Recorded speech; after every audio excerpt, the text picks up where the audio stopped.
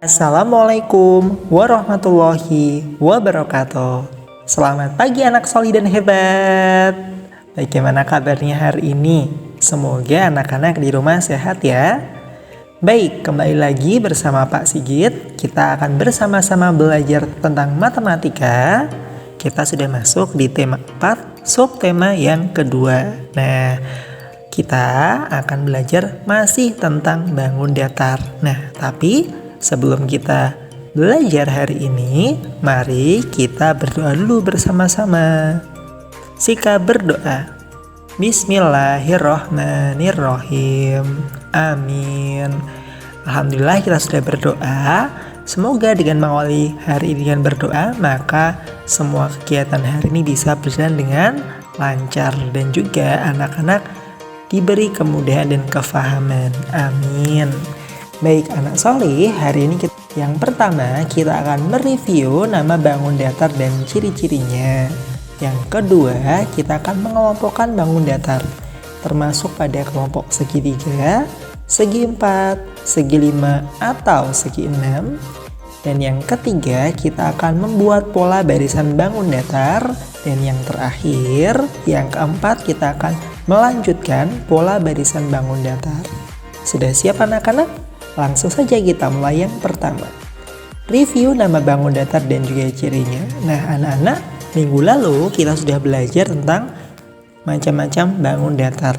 Setidaknya kemarin sudah ada 11 bangun datar yang anak-anak pelajari. Nah kita akan mereview kembali nama-nama bangun datar pada pembelajaran yang lalu. Nah kita akan mereview tentang nama-nama bangun datar menurut sudut, sisi, dan juga titik sudutnya. Sudah siap? Silahkan disimak video berikut ini.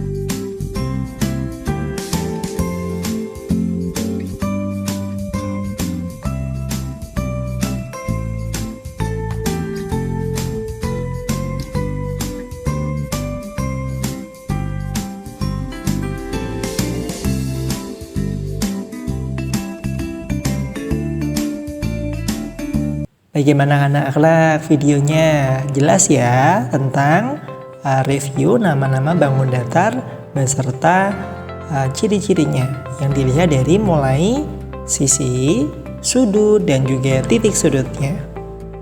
Nah, baik, lanjut ya. Kita sudah masuk ke yang kedua, yaitu mengelompokkan bangun datar. Nah, anak-anak tadi banyak ya bangun datar yang sudah dipelajari. Nah, bangun datar tersebut yang pertama kita bisa kelompokkan. Yang pertama kita akan mengelompokkan bangun datar apakah termasuk segitiga ataupun segi empat. Nah, coba lihat dulu ya. Untuk segitiga mempunyai berapa sisi tadi? Iya, mempunyai 3 sisi. Kemudian sudutnya ada 3 juga. Dan titik sudutnya juga ada 3. Nah, kemudian untuk segi 4, yuk kita ingat lagi. Untuk sisinya ada 4. Sudut juga ada 4. Serta titik sudutnya juga ada 4. Nah, sekarang anak-anak perhatikan bangun yang ada di bawah ini. Ada 4 macam bangun ya. Yuk kita kelompokkan bersama-sama. Apakah ini termasuk segitiga atau segi 4? Anak-anak bisa melihat dari jumlah sisi, sudut, dan juga titik sudutnya. Bangun yang pertama, yang paling kiri berwarna oranye. Coba anak-anak hitung berapa sisi, sudut, dan titik sudutnya.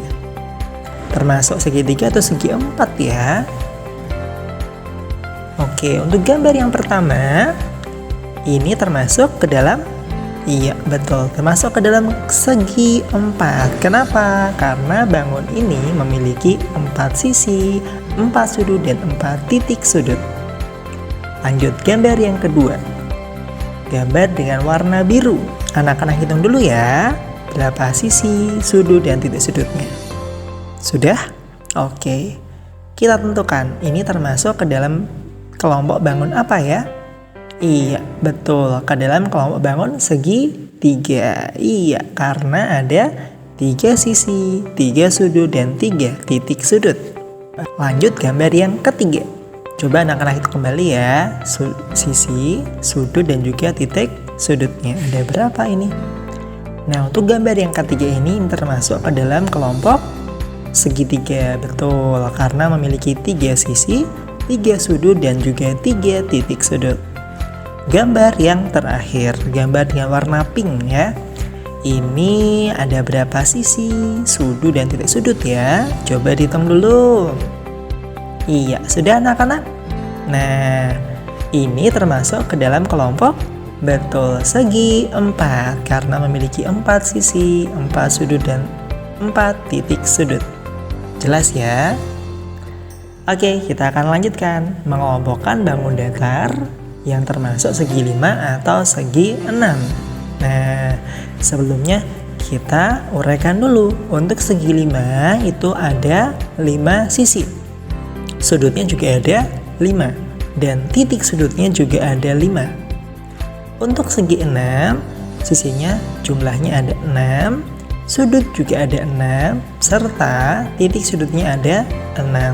Oke, Pak Guru punya 4 bangun datar. Coba perhatikan bangun datar di bawah ini. Yuk anak-anak dihitung banyak sisi, sudut, dan titik sudut ya dari yang paling sebelah kiri. Oke, untuk gambar yang pertama, bangun ini, bangun yang bentuknya seperti huruf L ya. Ada berapa sisi, sudut, dan titik sudut ya? Sudah dihitung? Oke. Ya, ini masuk ke dalam kelompok, iya betul, kelompok segi 6 karena memiliki 6 sisi, 6 sudut, dan 6 titik sudut. Lanjut gambar yang kedua, gambar dengan warna biru. Oke, bentuknya seperti rumah ya. Nah, coba anak-anak hitung dulu sisi, sudut, dan juga titik sudutnya. Ada berapa ya jumlahnya ya?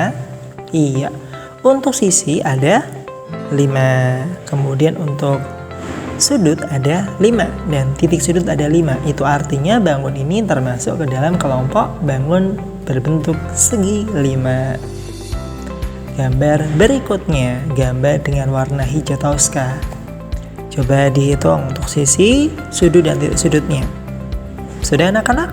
Iya, ini termasuk ke dalam apa ya? Iya, betul. Ini termasuk ke dalam bangun segi 6 karena memiliki 6 sisi, 6 sudut, dan juga 6 titik sudut. Gambar yang terakhir, gambar dengan warna merah. Coba dihitung sisi, sudut, dan juga titik sudutnya. Semuanya ada berapa ya? Iya, semuanya ternyata ada 5. Itu artinya masuk ke dalam kelompok segi 5. Nah, kita akan lanjutkan. Yang ketiga, membuat pola barisan bangun datar. Nah, bangun datar yang sudah kita pelajari itu dapat kita susun menjadi sebuah barisan ya. Nah, barisan tersebut bisa disusun menjadi pola tertentu. Nah, contohnya kita ingin membuat pola barisan dengan 2 bangun datar, yaitu segitiga dan persegi. Maka kita dapat membuatnya alternatif yang pertama. Misalkan kita gambar segitiga dulu.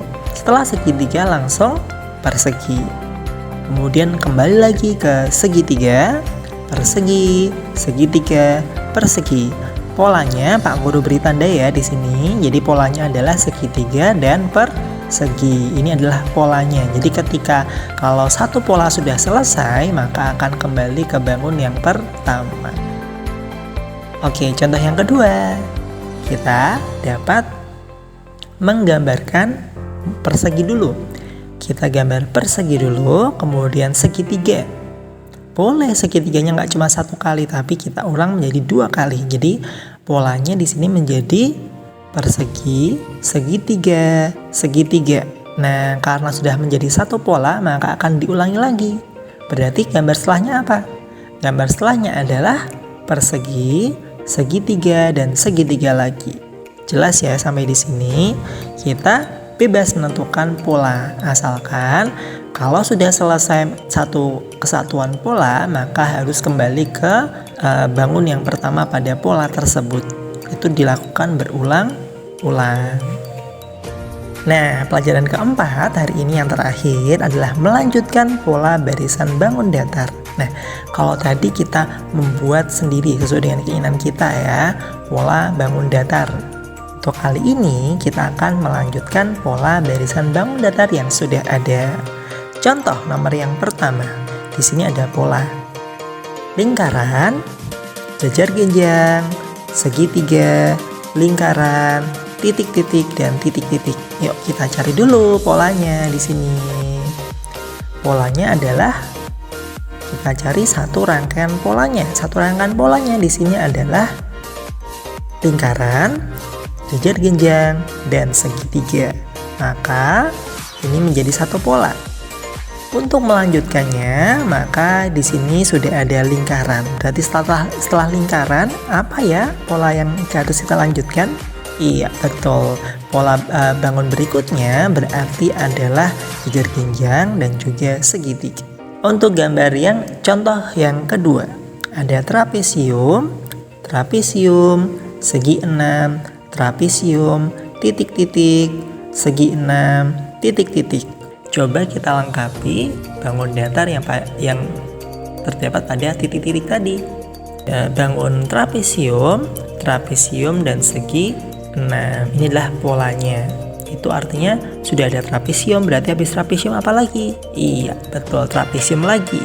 Kemudian segi 6, baru yang terakhir juga kembali ke yang pertama, yaitu bangun trapesium. Gimana? Bisa ya anak-anak? Coba latihan soal yang ada di buku paket bisa dikerjakan untuk latihan ya.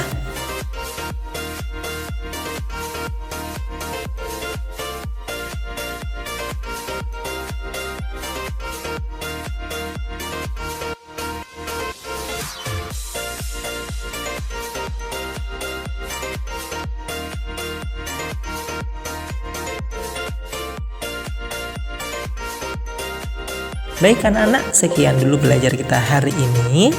Kita sambung lagi untuk pelajaran berikutnya di minggu-minggu depan. Terima kasih sudah belajar hari ini bersama Pak Sigit. Semoga anak-anak paham ya. Baik, Pak Guru cukupkan sekian. Sebelum kita akhiri, kita membaca hamdalah bersama-sama.